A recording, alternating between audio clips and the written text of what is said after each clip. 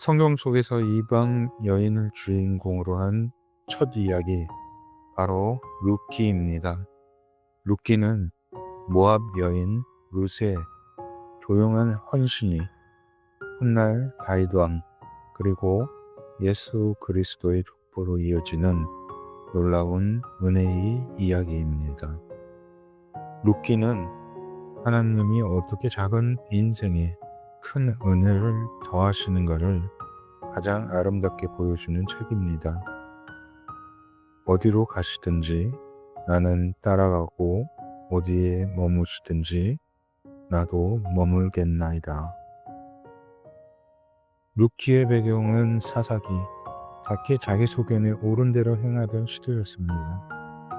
어둡고 혼란한 시기였죠. 룻기 1장 5절은 나오미는 남편과 두 아들을 잃고 홀로 남았다고 말합니다. 삶이 한순간에 무너진 자리였습니다. 오늘 우리도 그럴 때가 있지요. 갑작스러운 상실, 의지하던 것들이 사라지고 빈손으로 남겨지는 순간들, 그때 우리는 묻습니다. 하나님, 왜 제게 이런 일이 일어났나요? 룻기도 바로 그 자리에서 시작됩니다. 나오미는 며느리들에게 돌아가라고 말했습니다. 그러나 룻은 이렇게 고백합니다. 어머니의 백성이 내 백성이 되고 어머니의 하나님이 내 하나님이 되시리니. 이것은 단순한 가족의 선택이 아니었습니다. 하나님을 향한 믿음의 선택이었습니다. 우리의 일상에서도 누군가를 붙들어야 하는 순간이 있습니다. 포기해도 아무도 뭐라 하지 않을 관계, 손해처럼 보이는 선택들. 그러나 하나님이 주신 은혜를 본 사람은 사람이 아니라 하나님을 따라 선택하게 됩니다. 룻기 2장에서 룻은 생계를 위해 이삭을 줍습니다. 아주 평범한 일이죠. 그런데 성경은 말합니다. 우연히 보아스의 밭에 이를 얻더라. 우연처럼 보였지만 하나님이 인도였습니다. 우리도 그렇습니다. 그저 오늘 해야 할 일 뿐인데 그 작은 성실함 속에서 하나님은 보이지 않는 길을 열고 계십니다. 누군가를 기다려주는 마음, 작은 배려 하나, 하나님은 우리의 작은 하루를 결코 지나치지 않으십니다. 3장에서 룻은 보아스의 발치에 누워 자신을 보호해달라고 말합니다. 이 장면은 단순한 로맨스가 아닙니다. 가난한 과부가 가문을 지키기 위해 내딛는 용기였습니다.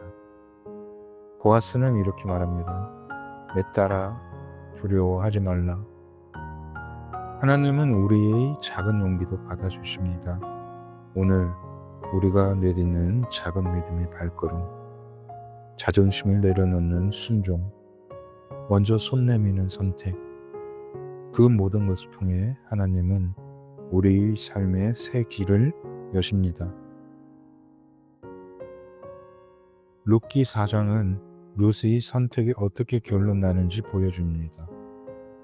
여인이 아들을 낳음에 그 아들이 다윗의 조상이 되었더라.